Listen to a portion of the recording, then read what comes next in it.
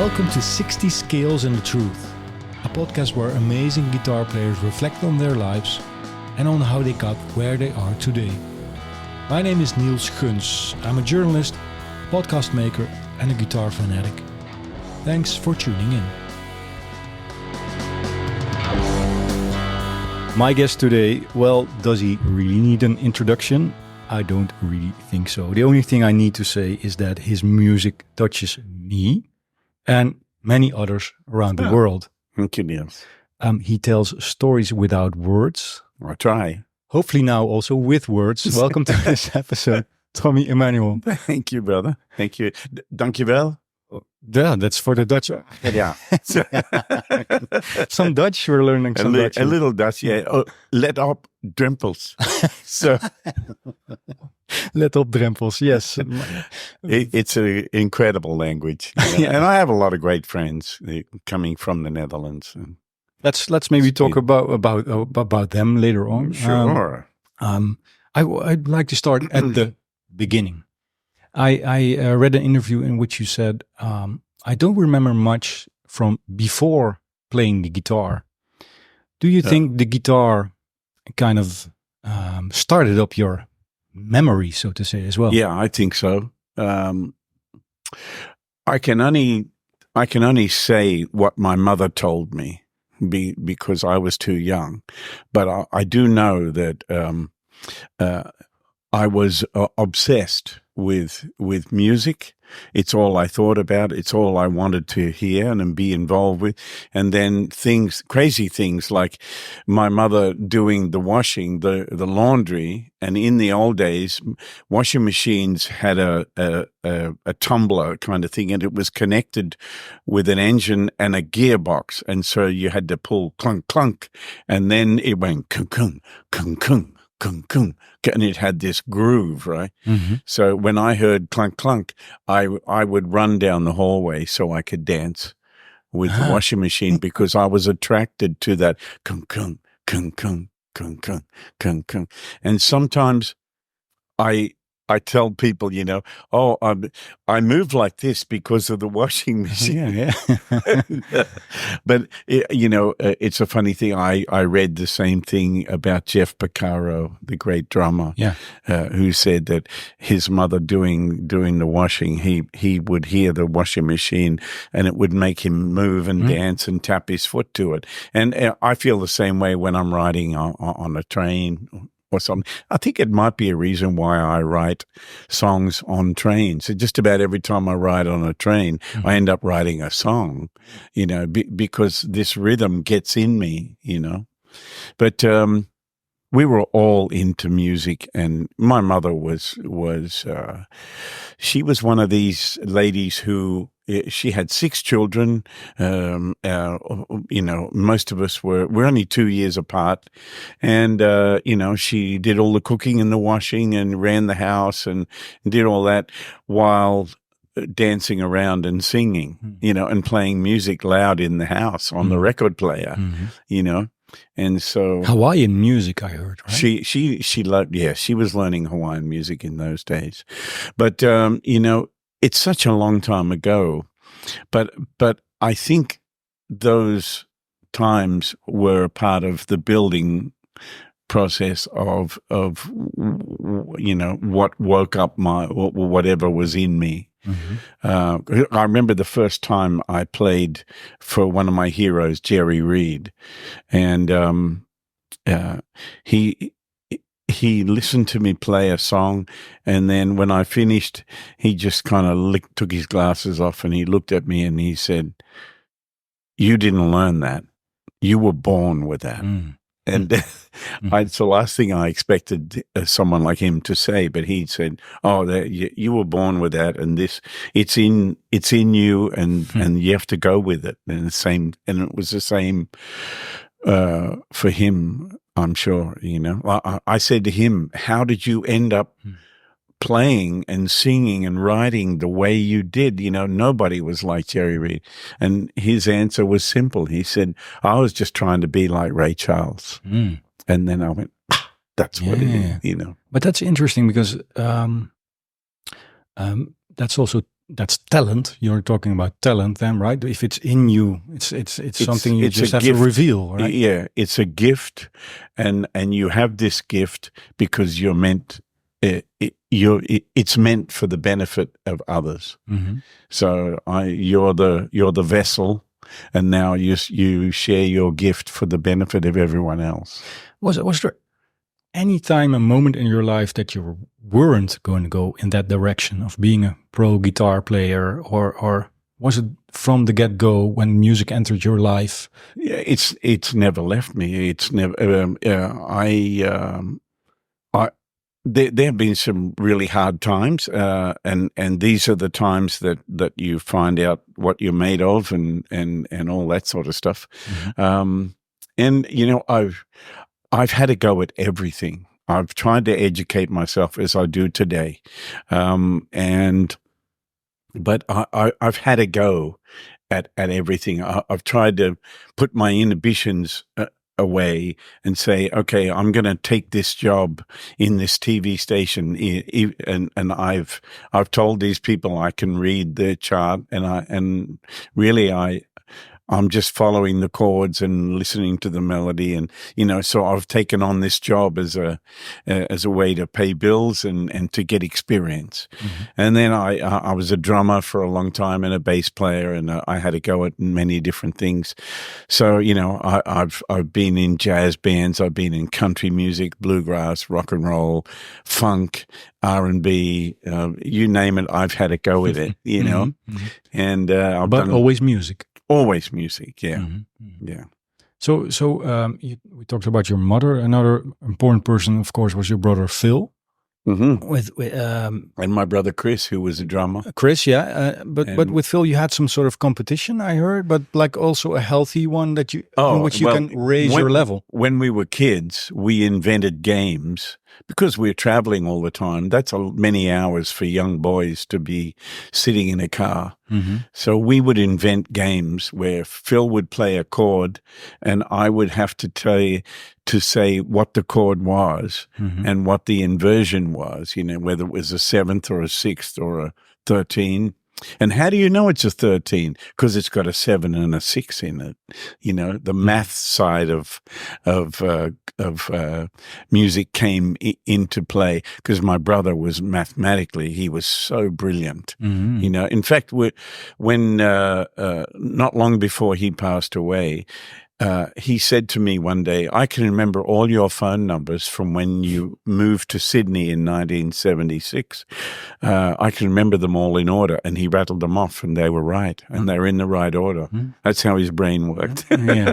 Does that help you playing guitar? Like, because in some aspect, it is sometimes mathematical. Like you say, okay, there's a 3rd and a 6th and a 9th. And well, it's all about what you're talking about here. The games that my brother and I played were intentional to make our ears work, to recognize sound, chords, keys, and their relationship. So all I have to do, like if I can find a D, now, da da da da. If I can find a D, like that, then I can go up to E, then I can go to F, and then I can, you know what I mean? I can have all the relationships with that one note. I can understand all the chords around it, and that's just how old were you? How my brain works. When you were playing these games, how old were you then?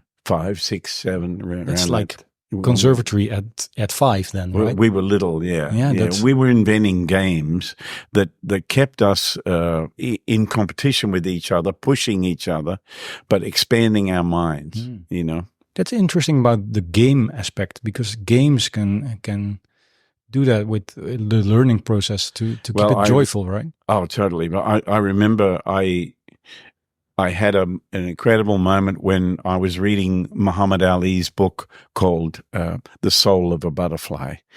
And there was a chapter written about him and his brother when they were little. And he invented this game with his brother and didn't know why, but he wanted his brother to throw things at him to see if he could hit him. and he could always duck and weave and get out of the way. Now, he didn't know why he was doing that, and I was so moved by that, because when you watch him move, you see something superhuman there. At his peak, there was nobody who moved like that, and that really touched me, because Phil and I didn't know why we needed to do this or why we wanted to do it, but it did help us. And I think, we would hear a song on the radio like Yesterday, and Phil would say, that's F, A7 to D minor. He would immediately go to it. And he taught me to do that, listen and be sure of that. That's a D to B minor, so we find the root key what we're in, and then we find the relationship of the chords to that key. And that's kind of how it works for me. Was it particularly you, Chris, and Phil, or like did all the kids play along with these kind of games? No, well, our sister Virginia, my older sister, she played lap steel guitar, like you wanted to be like Mum, I guess. And she was good at it. She had a real good sound, and she had that really wide vibrato that famous Hawaiian players had in kind of like Sol Hupai. She copied his style. So it's just so long ago that Yeah, I told you we start at the beginning. We did, yeah. Yeah. And, so we were a band, and basically what we did is we heard music that was on the radio that was popular, and we heard it everywhere, coming out every car, out of every cafe, and so we would listen to it and work it out and then put it in the show and play it. So others in the family were involved too with that. Well, the little ones were too little. It was the four of us. Okay. That's kind of also a gold mine, that if you learn that so young, you can catch up with that probably if you start with that later on in your life, right? Well, it's different for everybody. Everybody's journey is a little different. I remember when I first moved to Sydney, and there was a guitar player named George Goller, who's still with us. And I don't know how old George is now, but he was the guy who was playing on everyone's records. He could sight read. He was a great jazz player and all that. And I felt very intimidated by him because I couldn't read a note, and I was a country boy, When I met him, I was so surprised at firstly how nice he was, and his knowledge to me was like I couldn't even fathom it, But he said to me, well, I only picked up the guitar because I was trying to get work, and I was a trombone player, and I saw that because of rock and roll, everybody wanted electric guitar players. So I just took up the guitar and taught myself in no time, and because I could already read, and I got work, so quickly. And I was amazed at that, Yeah, so but that's also talent then, it's right? talent. Exactly. George is extraordinary talent, He's also talented in many ways, and very funny, has a great way to look at life. I remember I was on a jazz festival, and I was on before him and his partner. And as I rolled up and finished my show and waved to the crowd and everything, I came off stage, and he said to me, "Thomas, you had them eating out of their hands." That reminds me of something Mike Dawes told me. He said, what Tommy taught me was kill, maim, and destroy. That's right. If you go on stage, that's the mindset. It's absolutely. How did that mindset came about? Can you tell me something about that? Because I can imagine it's not that a 5-year-old boy says, "Okay, that's my mind." Like, how did that develop? Oh, it's just out of necessity. Most people in the old days, you got to remember who came before me. There were kind of folky English guys like Bert Jansen and Pentangle and all that, and And there was Leo Kottke and Doc Watson and people like that. And when you went to an acoustic guitar show, a guy came out and sat with an acoustic guitar with a mic and played some tunes, and that's how it was. And I wanted to do the opposite. I wanted to be a rock and roll show. I wanted to sound as big as a band. I wanted everything to be, as big as I could get it. Overwhelming, so to say. Well, just powerful, And so that was kind of that was kill, maim, and destroy was something I said to Mike one day. I said, when you go on stage, it's kill, maim, and destroy. I'm going to wreck this place. I'm going to blow the roof off it. And the idea is that you give people something that they can't get anywhere else, right? And that they have to have again.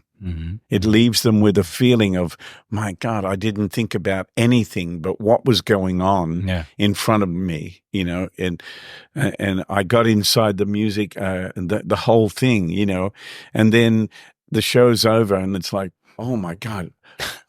And I always tell students when I'm teaching, I always tell people at masterclasses and stuff, I say, what do you want to hear at the end of the show?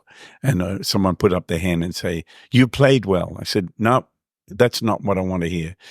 What do you want to hear? You gave it your all. Yep. That's important, but that's not what I want to hear. What I want to hear is this. When are you coming back? That's what you want to hear, because we need a good job. We need work. We need to be working out here, So I was thinking that you're going to say, because I'm thinking of a show of Mike Stern I once saw. And afterwards I just wanted to hear nothing. I didn't want because well, he said everything. No, the whole concert I need to resonate it in my head afterwards. But do you tell yourself that deliberately every time you go on stage? No, of course not. Or is that it's in my blood? Yeah, okay. But because some artists, there's a switch, so to say, right? There's before going on stage, and then there's some sort of act also, maybe perhaps. But all right. But with you, it's I not think like if that. you've done it as long as I have, you probably go, okay, I'm on, kind of thing, you know. Yeah. Actually, it works the opposite for me. I have to make myself calm to be talking with you like this today.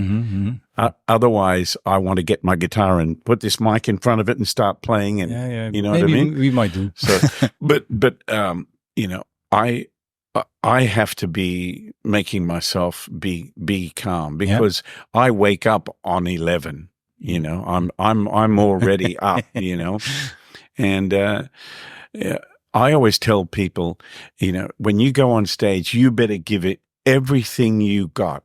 Get out there and just don't hold anything back, because if you do, then I'm going to come up there and push you off, and I'll come on there. So, you know, it's like get out of the way kind of thing. So I always tell people, this is what really connects with people. You know, if you've got something to say, then say it with all your heart, you know. But I can imagine there's days that you are full with energy. Maybe you every day, I don't know.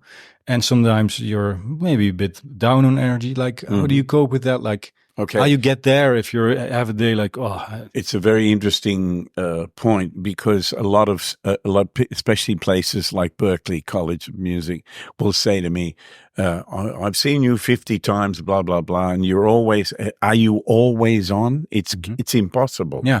And I have to say, you're right, I'm not always on. And when I'm not on, like there are some times when you're always waiting for the magic to happen. All right, your improvisation ideas will flow. Your tempos are just right, or the feeling is just right. Or your tuning is just right. All the stars line up. Whatever. But there are some nights where nothing pleases you, where you can't play for crap, you know, and you're really struggling. This is the time you better have a good repertoire.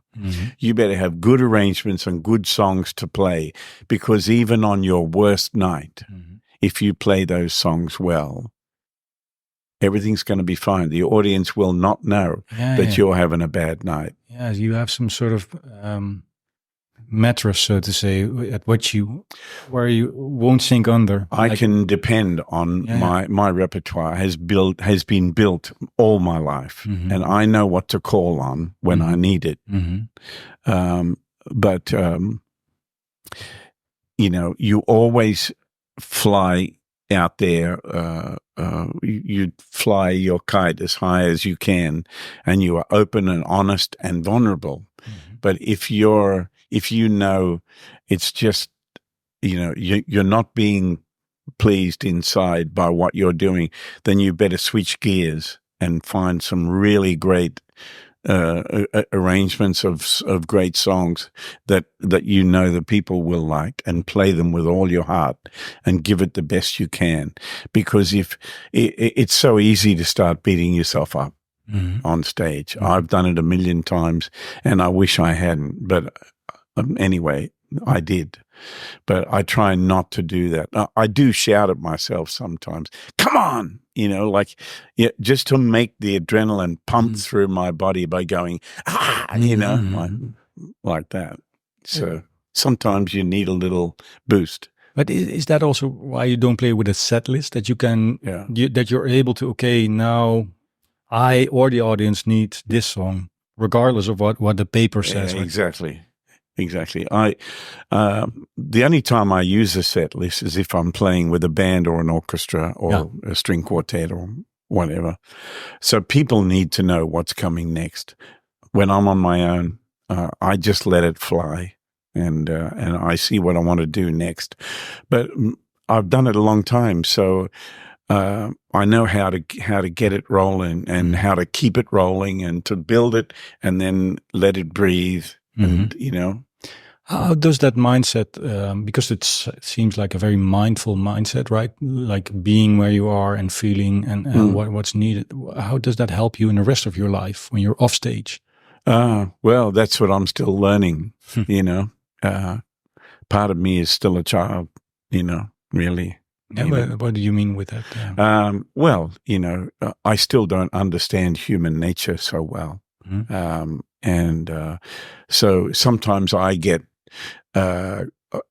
frustrated with what people are thinking or doing, and it's like, how could you be like that? But that's just human nature, to be, starting a war with some country that's got nothing to do with these people are not attacking us, or when I see things like that, I just have to say, I do not understand human nature. Why don't I understand it? But this is the second time I met you, and it seems to me that you do know, because the last time what struck me, we had an interview on a couch, and that's right. We had fun. Yeah, it was really nice with Mike Dawes along with that. But I thought, hey, okay, Tommy, he remembered the girl that was giving him a coffee, her name, and you remembered the sound man's name, and so you were so there, right? And you say, I don't understand human nature, but I think that's maybe partly true, right? I mean, in a big sense, you do connect a lot of times. I try to, and I think really of the almost 70 years I've been alive, I think the greatest gift to me is being present. It's so important to me that I'm absolutely present 100% to the people around me. And I struggle because I have hearing loss that I was born with. And sometimes people say things, even the guys who work with me. Yesterday, I said, I looked at the ticket and I said, oh, it's going to be B10. And my lighting director, Zach, looked at me and said, I just said that 4 times to you. I didn't hear it once, But anyway, that's just how it goes. Yeah, so that's the struggle of being there, the loss of sound. Yeah. But, I want people to know, like yesterday at the airport, in Lyon, in France. I stood in line and I got a cup of coffee and a thing, and the lady was so nice. She really was, and she said, "Now, do you want, how much milk do you want in that?" And and she was really being caring, and I really appreciated it.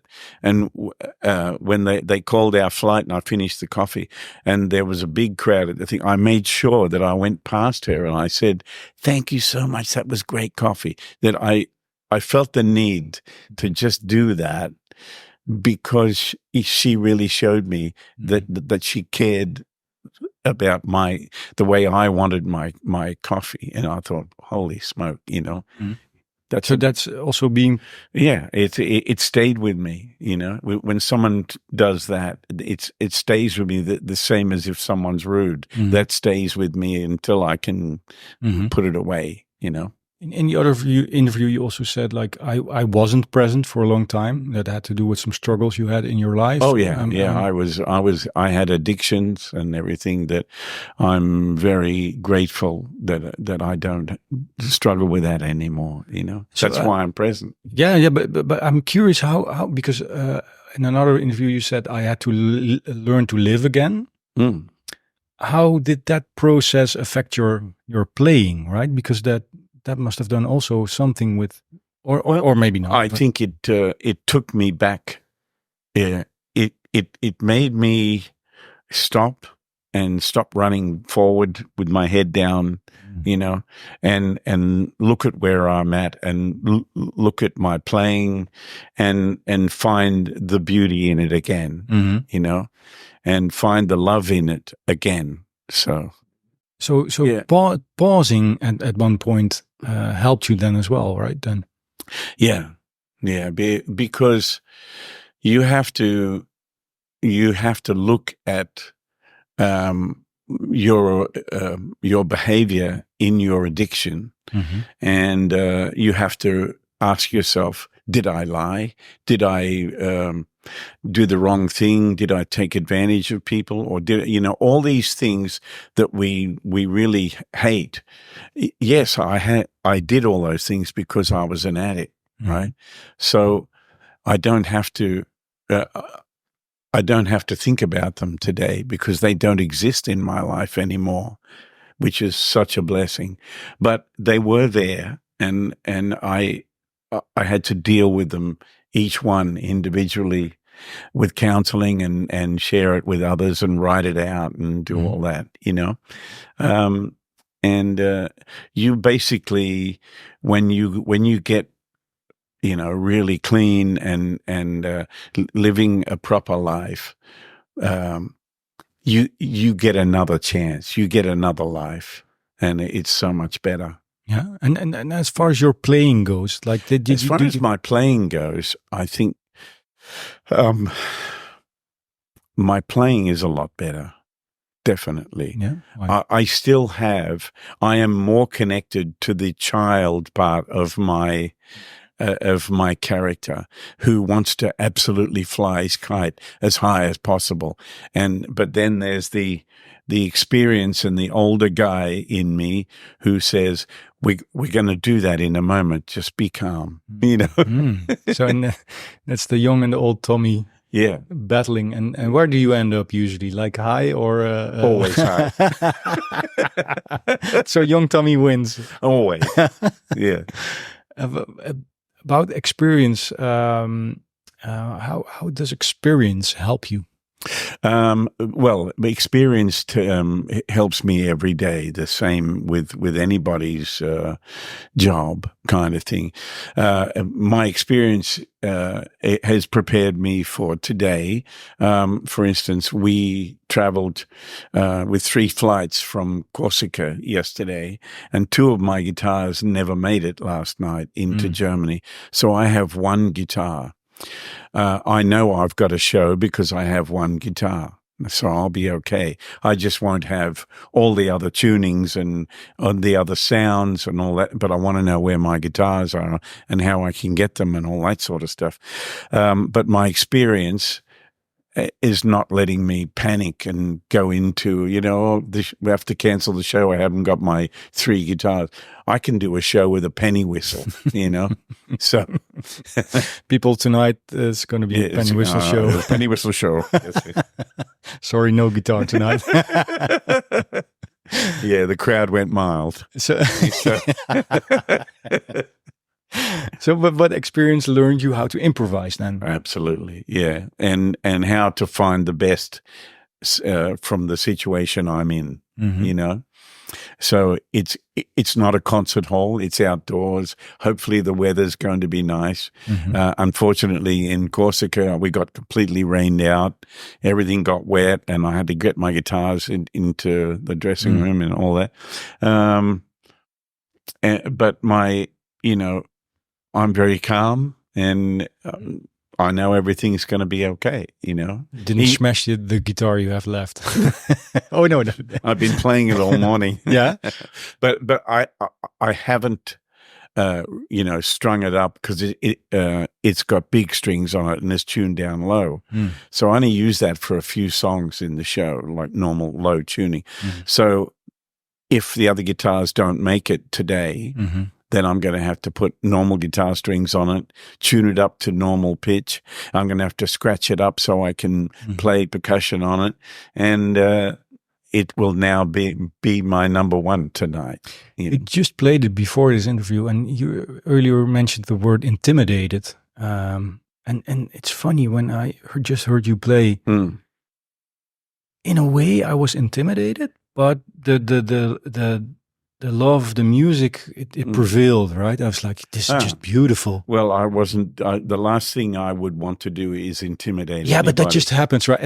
Wow, but that went gone very fast. Like, it's good. Good, because I remember when in 1980 when I came to America to meet my hero, Chet Atkins. Yeah. And when I arrived at his office and his secretary said, sit there, and he comes down, and all of a sudden, you can't believe all my fears came to grip me so badly. And I suddenly thought, oh my God, what if I play for him and he realizes I've stolen everything, and, and I'm just and I start really beating myself up about, And of course he comes down the stairs, and when I look at him, there he is, the guy on the record. He looks exactly, and he came over to me and he just put his arm on my shoulder, and he must have known exactly what I was going through at that very moment, Mr. Confident had ran out, and Mr. Full of anxiety was there. And he said, hey, would you like to play a little? Like that. And he just led me into another room, and he said, let me hear you pick something. So I start playing Me and Bobby McGee and playing this tune. And he just watches me for a while, and then he joins in. And when he joins in, what he played made me sound so good. What he played. It was so beautiful and connected with the song. And all my fears just melted away, and he made me feel like I was family or something. He later on certified you. Yeah. He said, now you're certified. Yeah. So I always try my hardest to let people know that you can just talk to me like, I'm your neighbor, because that's really what I am. I don't want any barriers between us, because they don't exist to me. I don't see myself as any different from anyone else, although, my life is a little unusual by the world's standards, kind of thing. But hell, I'm not Stevie Wonder. And so I always try to tell people, I live in the herd. I live in the real world. I move amongst the real people. I don't want to be isolated because I think I'm a star or something. That's not me, What Mike Dawes said is, like, if we have to get up really early and we have to leave the hotel at 4:30 to get a show. Tommy will be playing at 4 a.m. In the lobby with the guy doing the night shift. Right? That's right. that seemed to be like this to connect with whoever's around you. Right? Yeah. But talking about Mike Dawes, and you just mentioned Chet Atkins, who was sort of a mentor, right? He for you. Certainly was. Do you have the same kind of relationship with Mike? You think? Mike. Well, I can hear a little bit of my influence in Mike's writing, which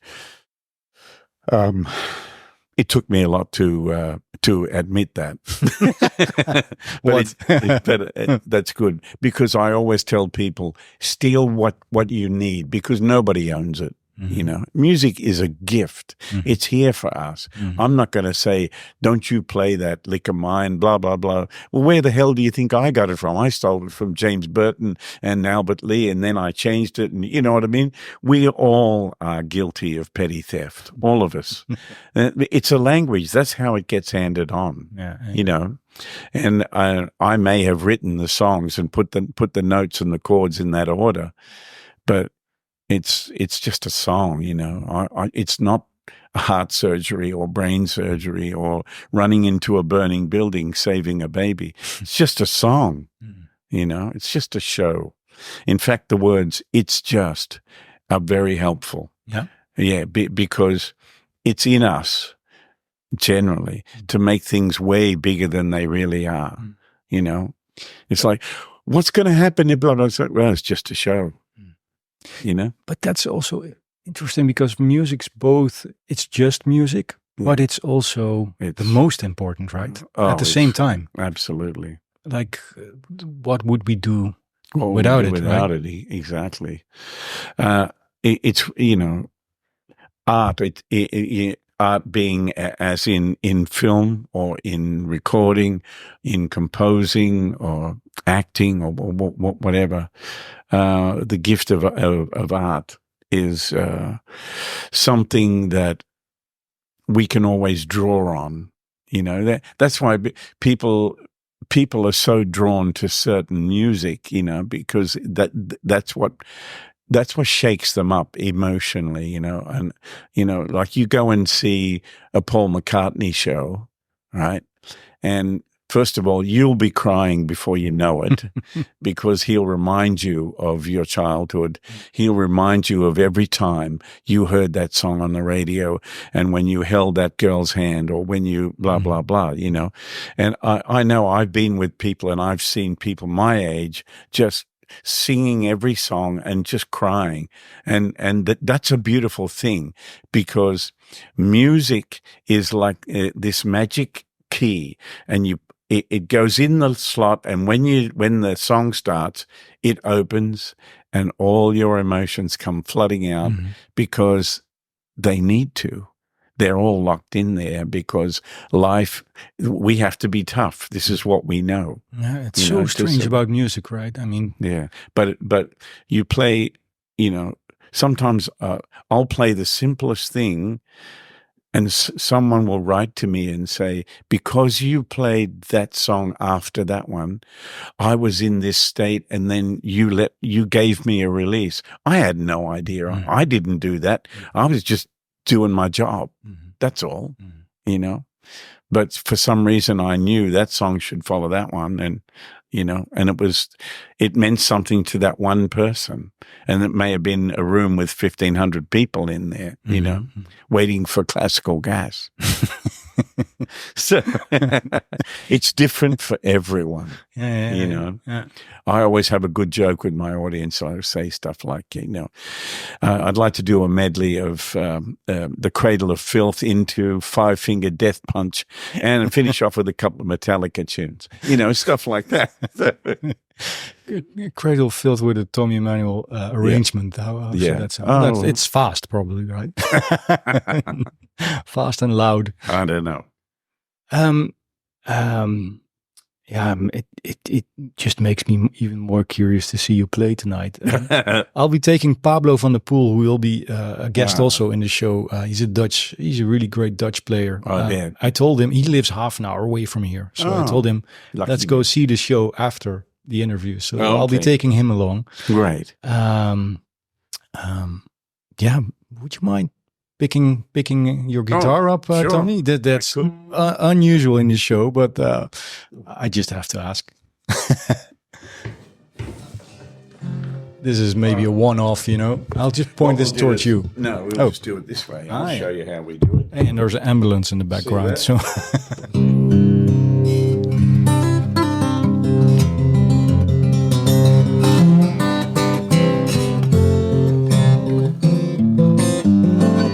All right, now I'm going to.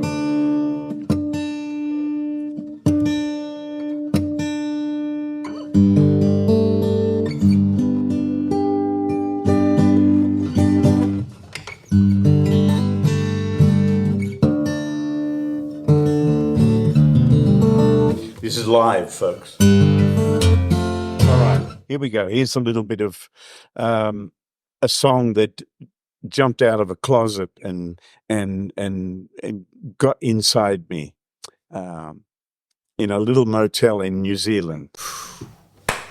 There you go. Thank you, Tommy Emmanuel. All right. Thank you for being my guest. Thank you for this song. Thank you. And listeners, thanks for listening. Yeah, thanks, listeners.